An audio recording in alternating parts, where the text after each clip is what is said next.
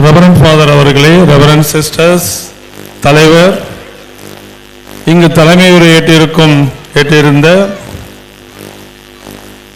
பெரியவர் அவர்களே, ஆசிரியர் பெருமக்களே, மாணவர்களே, பெற்றோர்களே, உங்கள் அனைவருக்கும் முதற்கண் என் வணக்கத்தை தெரிவித்துக் கொள்கிறேன்.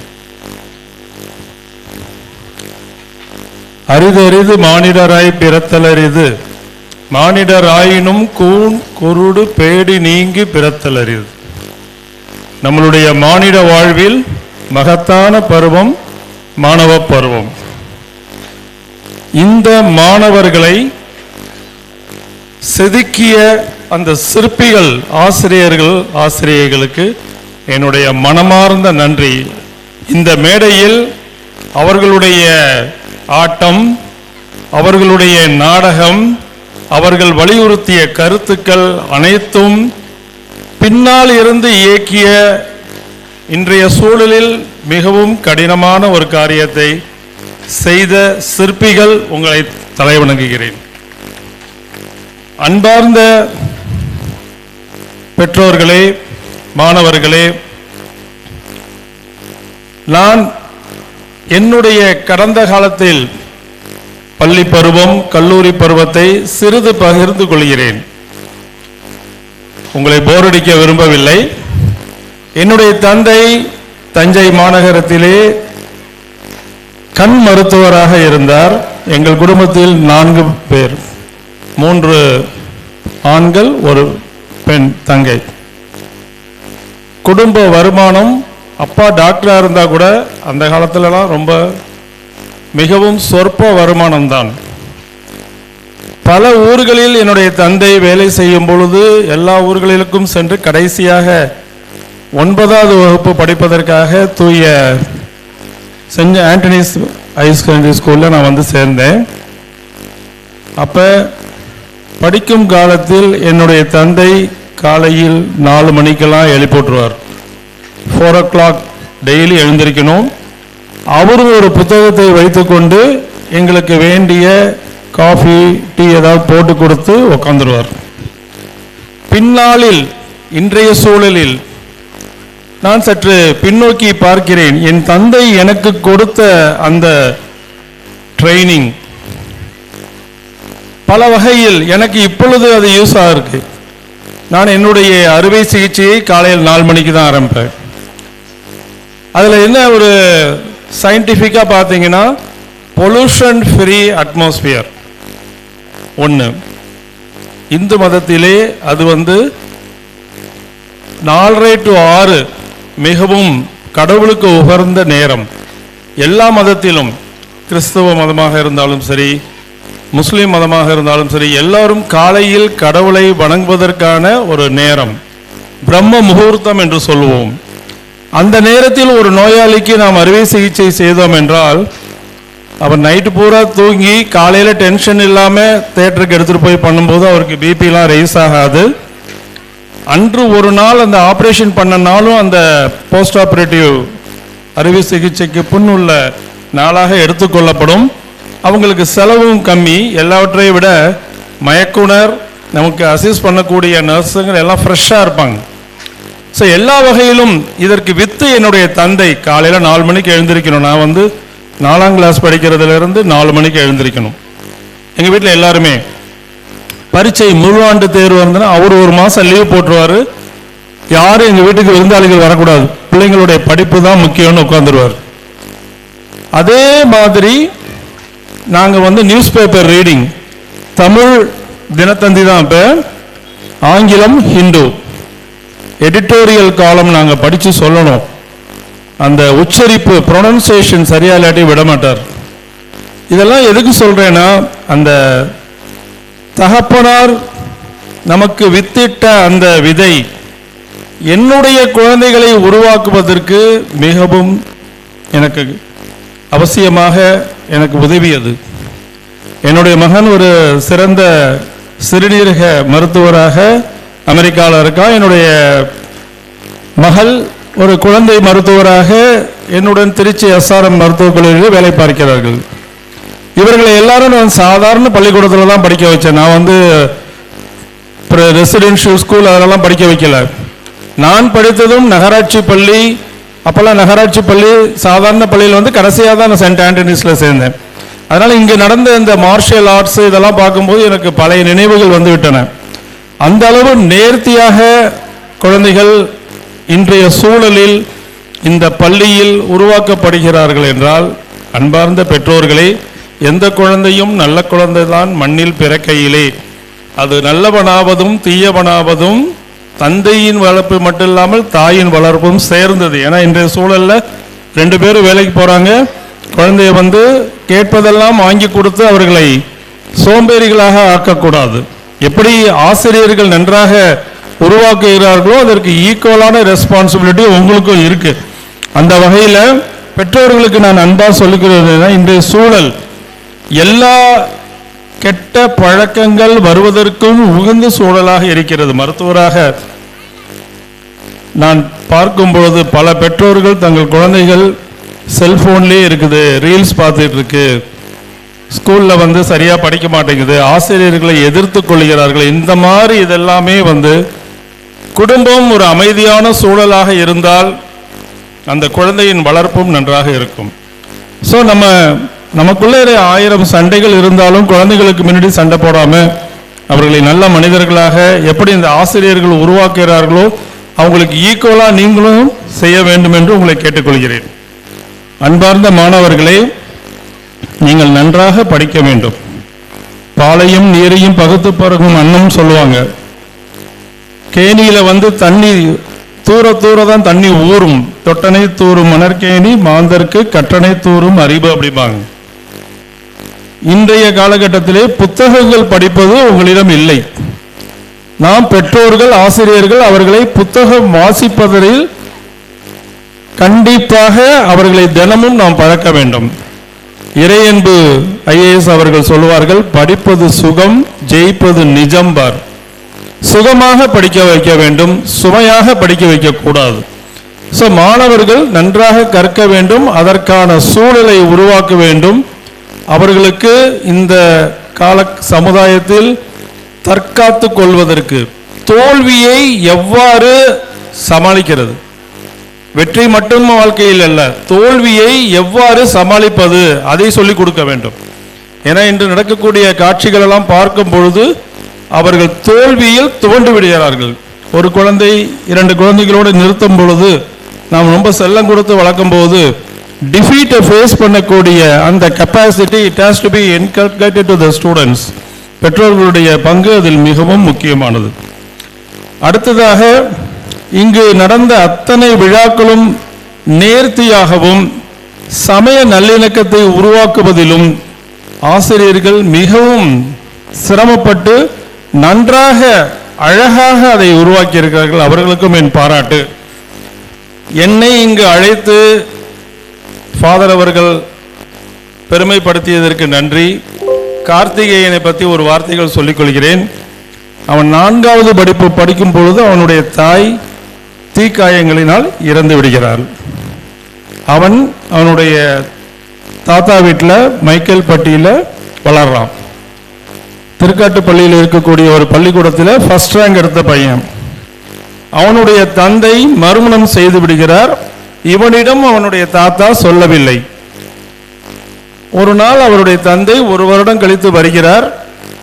அவங்க தாத்தா சொல்றார், மறுமணம் செய்ததை சொல்லாதீங்க, அவன்கிட்ட நீங்க வெளிநாட்டில் இருக்கீங்கன்னு சொல்லி வச்சிருக்கிறோம் அப்படிங்கிறாங்க. ஆனா அவர் அப்படி கேட்கவில்லை. என்னைக்காவது ஒரு நாள் தெரிஞ்சுதானே ஆகணும்னு சொல்லிடுறார். பள்ளிக்கூடத்தில் இருக்கக்கூடிய சக மாணவர்களின் கிண்டல் பேச்சுக்களை ரொம்ப மனதளவில் பாதிக்கப்பட்டு தானே மண்ணெண்ணெயை ஊற்றி கொளுத்திக்கிறான். ஸோ இங்கே குழந்தை அறுவை சிகிச்சை பிரிவு ராஜா மிராஸ்தார் மருத்துவமனையில் அவனுக்கு 2 காதும் கிடையாது, கழுத்து வந்து அவனுடைய நெஞ்சில் இருக்கும். அந்த அளவு வெறும் காயம் மட்டும்தான் இருந்தது. மெலிந்த உடலில் அவனை கொண்டாந்து பிளாஸ்டிக் சர்ஜரியில் சேர்த்தாங்க. நான் பல தருணங்களில் எனக்கு வந்து மாரியம்மன் மேரி 2 ஒன்று தான். நான் அவர்லேடியில் 89ஆம் வருடத்திலிருந்து நான் ஆப்ரேஷன் பண்ணிட்டு இருக்கேன். மாதாவின் பிரசன்ஸ் எனக்கு நிறைய காலகட்டங்களில் உணர்ந்திருக்கிறேன். இந்த மாணவனுக்கு ஆப்ரேஷன் பண்ணணும், கழுத்தை ரிலீஸ் பண்ணணும்னா மயக்கம் கொடுப்பதற்கு வழி இல்லை. ஏன்னா கழுத்து பெண்டாகி இருக்கு, மயக்கம் கொடுக்க முடியாது. ஸோ மரத்து போகக்கூடிய ஊசியை போட்டு அவன்கிட்ட பேசிக்கிட்டே தான் கழுத்தை ரிலீஸ் பண்ணுறோம். ஒரு சில நிமிடங்களில் நாம் தவறினால் இங்கே இருக்கிற இரத்த குழாயும் இங்கே இருக்கிற இரத்த குழாயும் கட்டாயிடும். மாதாக்கிட்டையும் மாரியம்மன்ட்டையும் தான் வேண்டிக்கிட்டேன், அவன்கிட்ட பேசிக்கிட்டே ரிலீஸ் பண்ணோம். அவனுக்கு ஆரம்பத்தில் கடவுள் நம்பிக்கை இல்லை. எதுக்கு எடுத்தாலும் அவன் சாத்தான் பேய் இதை தான் படம் வரைஞ்சிட்டு வருவான். அங்கே நான் மெடிக்கல் காலேஜில் ஹெச்ஓடி ரூமில் இருக்கும்போதெல்லாம் என்கிட்ட பேசிகிட்டு இருப்பான். கொஞ்சம் கொஞ்சமாக பேசி அவனுக்குள்ளற ஒரு படிக்கக்கூடிய ஒரு வெறி இருப்பதை உணர்ந்தேன். 2 பள்ளிக்கூடங்களுக்கு நான் அழைத்து சென்றேன். இங்கே பிள்ளையார்பட்டியில் இருக்கக்கூடிய நகராட்சி பள்ளியில் கொண்டு போய் சேர்த்தேன். அவங்க என்ன பண்ணிட்டாங்க, 2 நாள் மட்டும் வச்சுருந்தாங்க. டீச்சர்ஸ் எல்லாம் பயப்படுறாங்க கிளாஸ் எடுக்கிறதுக்கு. ஏன்னா அவனுடைய முகம் ரொம்ப கோரமாக இருக்கும். இப்போ இருக்கிறது ஒரு 12 சர்ஜரி பண்ணி அவனுக்கு இந்த முகம். ஸோ அங்கேயே HM ரூம்லேயே உட்கார வச்சு அனுப்பிட்டாங்க. அப்புறம் இன்னொரு பள்ளிக்கூடத்துக்கு கொண்டு போனேன், அவங்களும் சேர்த்துக்கிறேனாங்க. ஹாஸ்டலில் பணம் கட்ட சொன்னாங்க. அப்புறம் அவங்க சொல்லிட்டாங்க, இந்த பையன் வந்தால் ஊரில் இருக்க குழந்தைங்களாம் ஸ்கூலுக்கு வராது, நீங்கள் கூட்டிகிட்டு போயிடுங்கன்ட்டாங்க. பிஷப் ஹவுஸில் ஃபாதர்கிட்ட கேட்டு வேளாங்கண்ணியில் இருக்கக்கூடிய மாற்றுத்திறனாளிகள் பள்ளிக்கூடத்தில் இவனை சேர்க்கலான்னு பார்த்தா இவன் நல்லா வரைவான், நல்லா பேசுவான். அவனை அங்கேயும் சேர்க்க முடியாது. கடைசியாகத்தான் நான் செயின்ட் ஆண்டனி ஸ்டூடெண்ட்ங்கிற முறையில் ஃபாதர் சபரி நாயகம் இருந்தார். He was so kind enough to accept that boy. அவனை தமிழ் மீடியத்தில் சேர்த்தேன் நான். அவன் ஒரிஜினலாக இங்கிலீஷ் மீடியம் படித்ததுனால அவன் என்ன பண்ணுறான், போய் ஃபாதர்கிட்ட கேட்டு சப்சிக்வெண்ட்டாக இங்கிலீஷ் மீடியம் சேர்ந்துடுறான். நல்லா படிச்சுட்டு வரான், ஸ்கவுட்லலாம் பார்ட்டிசிபேட் பண்ணுறான். எவ்ரி 15 டேஸ்க்கு ஒரு தடவை ஹாஸ்டல் அன்பகத்தில் அவனை சேர்த்தேன். ஏன்னா அவனுக்கு அம்மா கிடையாது, தாத்தா மட்டும்தான், வேறு யாரும் பார்த்து கிடையாது. அப்போ சேப்பல் பக்கத்தில் ஃபாதர்கிட்ட சொல்லி ரூம் கொடுங்க, இவனுக்கு கடவுள் நம்பிக்கை கம்மியாக இருக்குது அப்படின்னு சொன்ன உடனே 2வது இவனால் ஓட முடியாது, ரோபோ மாதிரி தான் போவான். பேர்ன்ஸ்னால கையை தூக்க முடியாது, பின்னாடி தள்ளி விட்டுருவானுங்க. ஸோ ஃபாதர் அவருடைய தனி கவனம். ஸ்கூல் லீவ் விடும், குவார்டர்லி ஆஃபர்லி. இவன் நான் வீட்டுக்கு போக வழி இல்லை சார், நான் இங்கேயே தங்கிக்கிறேன்பா ஹாஸ்டலில். ஏன்னா வீட்டில் அவனை கேர் எடுக்கிறதுக்கு யாருமே கிடையாது. ஒரு வழியாக படித்தான். 10th ஸ்கூல் ஃபஸ்ட்டு வந்தான். தென் இவன் என்ன பண்ணான், சார் நான் உங்களை மாதிரி டாக்டர் ஆகணும், நான் 12th ஃபஸ்ட் குரூப் எடுத்துக்கிறேன்னா ஃபஸ்ட் குரூப் எடுத்தான். ஒவ்வொரு PTA மீட்டிங் எல்லாத்துக்கும் நான் போவேன், அவனுடைய பெர்ஃபார்மன்ஸ் எல்லாம் எவாலுவேட் பண்ணுவேன். அகாடமி இங்கே நீட் அகாடமியில் இங்கே தஞ்சாவூரில் அவனே வாலண்டியராக போய் கோச்சிங் அட்டன் பண்ணான். JEEயும் அட்டன் பண்ணான். கோவிட் சமயத்தில் அவனுக்கு நீட் எக்ஸாம். அப்போ அலோடு மாஸ்க் காதுக்கு பின்னாடி போட்டுக்கூடிய மாஸ்க் தான் அலோவ் பண்ணானுங்க. இவனுக்கு தான் 2 காதும் கிடையாது இல்லையா, கட்டிக்கிற மாஸ்க் கட்டினா அலோவ் பண்ணலை சாஸ்திரால. அரை மணி நேரம் அவன் யாரோ கேட்டுட்டு கடைசியாக தான் அலோவ் பண்ணாங்க. அவனால் கம்ப்ளீட் பண்ண முடியல. OMR ஷீட் அழுதான். நான் சொன்னேன் JEE நல்லா பண்ணு அப்படின்னு. JEEல டிஸ்ட்ரிக்ட் ஃபர்ஸ்ட். அப்போ இருந்த கலெக்டர் கோவிந்தராவ் சார்ட்ட அவார்டு வாங்கினான். தென் எனக்கு இன்ஜினியரிங் பற்றி தெரியாது, டாக்டர் இருந்தால் நான் சொல்வேன் என்ன படிக்கிறதுன்னு. ஃப்ரெண்ட்ஸுக்கிட்ட கேட்டேன். அண்ணா யூனிவர்சிட்டியில் அவனுக்கு இன்ஃபர்மேஷன் டெக்னாலஜி கிடைச்சது. பணத்தை கட்டி சேர்த்துட்டோம். 1 வீக்கில் அவனுக்கு ட்ரிச்சி REC NITயில் அவனுக்கு ப்ரொடக்ஷன் இன்ஜினியரிங் கிடச்சிது. அப்புறம் என் ஃப்ரெண்ட்ஸ்லாம் சொன்னாங்க, இங்கே ட்ரிச்சிலே நல்லது, இங்கேயே சேர்த்துருங்கன்றாங்க. அவனை அங்கே சேர்த்து விட்டேன். Every semester out of 10 he will score 9. அங்கே இருக்கவங்க கூடலாம் நல்லா மிங்கிள் ஆனால் லீடர்ஷிப் குவாலிட்டிஸ் அவனுக்கு நிறையா வந்தது. எல்லாம் முடித்தான். அவனுடைய கான்வெகேஷனுக்கு நான் வர முடியல, அமெரிக்கா சென்று விட்டேன்.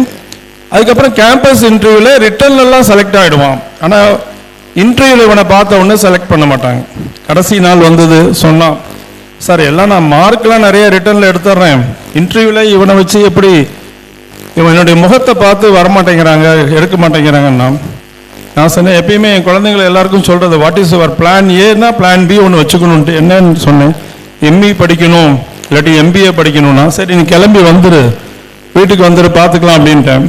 அன்றைய தினம் இப்போ இந்த UABன்னு ஒரு டிஸ்டிலரி ஒரிஜினலாக மல்லையா வச்சுருந்தது. அந்த இது டென்மார்க் கம்பெனி எடுத்து நடத்துது. அந்த வைஸ் பிரசிடென்ட் இவனுடைய இன்டெலிஜென்ஸ் ஃபேஸ் மட்டும்தானே, நீ வா அப்படின்னு சொல்லிட்டு ப்ரொடக்ஷன்ஸில் அவனை மேனேஜராக போட்டாங்க. போய் சேர்ந்தான் பெங்களூரில். இன்றைக்கி 2 வருஷம் ஆகுது. எவ்ரி லீவுக்கு வருவான். அங்கே எல்லா பேக்லாக்கையும் அவன் சரி பண்ணதுனால பெஸ்ட் பெர்ஃபார்மர் அவார்டு வாங்கினான். இவங்களுடைய யூனிட் ஹைதராபாத்துக்கு போயிருக்கு, அதுக்கும் இவன் தான் போகிறான். 3 days இங்கே 3 days ஃப்ளைட்டில் போகிறான். ஒவ்வொருத்தரையும் வந்தான். கடைசியாக வந்தப்போ சொன்னான், சார் நான் யாருக்காவது ஒருத்தங்களுக்கு ஹெல்ப் பண்ணணுன்னா, நான் சொன்னேன் வெயிட் பண்ணு, உன்ன மாதிரி யாராவது உனக்கு தென்படும், அவங்களுக்கு நீ ஹெல்ப் பண்ணு அப்படின்னு. இது கடவுளுடைய சித்தம். நான் யாரோ அவன் யாரோ, ஒரு நோயாளி தான். நோயாளியாக வந்தவன் கடவுள் நம்மளை வழி நடத்துகிறார் என்பதற்கு இது உதாரணம். இன்னொன்று, எனக்கு கோயிலில் போய் காசு போடுறதோ உண்டியலில் போகிறதெல்லாம் நம்பிக்கையே கிடையாது. 2 பேருக்கு புத்தகங்கள் வாங்கி கொடுங்க, அந்த குடும்பம் மேலே வரும். வேலையை வாங்கி கொடுங்க, கண்டிப்பாக மேலே வரும். இந்த தீக்காயத்தில் இருக்கவங்கெல்லாம் தீப்புண் முடிஞ்ச உடனே எப்படியாவது என்னை காப்பாற்றுங்க டாக்டர் அப்படின்னு கதறுவாங்க, குழந்தைங்கள பார்த்துக்கணும்பாங்க. ஹோப் ஆஃப்டர் ஃபயர் அப்படிங்கிறதுல எனக்கு ரொம்ப ஈடுபாடு உண்டு. அதில் வந்தது தான் அந்த பையன். ஒரு தடவை எழுதுனா லெட்ரு, நான் உங்கள் அப்பாவாக ஏற்றுக்கொள்ளலாமான்னு. உடனே எங்கள் பையன் என் ஒய்ஃபெல்லாம் கூப்பிட்டு அவனையும் எங்கள் மெம்பர் மாதிரி ஏற்றுக்கிட்டோம். எங்கள் ரிட்டையர்மெண்ட் ஃபங்க்ஷன், எங்கள் வீட்டு கல்யாணம் எல்லாத்துலேயும் அவன் வருவான். ஸோ அந்த மாதிரி மாணவர்கள் தன் முயற்சியால், இப்போ இந்த பள்ளிக்கூடத்தில் கூட மாற்று குழந்தைகள் 2 பேர் படிப்பதாகவும் அவங்களால நல்லா உருவாக்கி இருக்கிறாங்கிறதுல ரொம்ப எனக்கு பெருமையாக இருக்கிறது. ஆசிரியர்களுக்கு தான் நன்றி சொல்லணும். ஏன்னா ஆட்டிசம் சைல்டெல்லாம் உருவாக்குறது அவ்வளோ ஈஸி கிடையாது. ஸோ அந்த அளவு நம்மளுடைய என்னதான் நம்ம ஏர்ன் பண்ணாலும் ஒரு 10% இந்த மாதிரி உதவிகள் செய்து அவர்களை மேல நிலை கொண்டு வந்தீங்கன்னா, நீங்கள் மட்டுமல்ல, உங்களுடைய சமுதாயம், உங்களுடைய குழந்தைகள் எல்லாரும் வாழையடி வாழையாக சிறப்பாக இருப்பார்கள் என்று கூறிக்கொண்டு, கடைசியாக ஒரு ஔவையார் பாடல் எப்பயுமே நான் ஞாபகப்படுத்திப்பேன். நாடா கொன்றோ காடா கொன்றோ அவளா கொன்றோ விசையா கொன்றோ எவ்வழி நல்லவர் ஆடவர் அவ்வழி நல்லை வாழிய நிலனேம்பார். நிலைமை நீ நாடாக இருந்தாலும் சரி, மேடாக இருந்தாலும் சரி, பள்ளமாக இருந்தாலும் சரி, எந்த இடத்தில் நல்லவர்கள் இருக்கிறார்களோ அந்த இடத்தில் நீ நல்லமாக இருக்கிறாய். இந்த பள்ளிக்கூடம் ஒரு நல்ல பள்ளிக்கூடமாக இருப்பதால் இங்கு இருக்கக்கூடிய மாணவர்களை சிறப்பாக உருவாக்குகிறீர்கள். தற்காப்பு கலைகளை சொல்லிக் கொடுக்கிறீர்கள். சமத்துவ சமுதாயத்தை உருவாக்குகிறீர்கள். நீங்கள் மென்மேலும் உயர்க. எங்களுடைய பள்ளியுடைய ஆண்டனி ஸ்கூலுடைய மோட்டோ தான், மென்மேலும் உயர்க. மென்மேலும் உயர்ந்து பல மாணாக்கர்களை உருவாக்க வேண்டும். இந்த பணியை செய்யும் நம்மளுடைய அருட்தந்தை ஜான் பீட்டர் அவர்களுக்கு எல்லாரும் சேர்த்து நீங்கள் தானே என்னுடைய வாழ்த்துக்களை கூறி விடைபெறுகிறேன். வணக்கம்.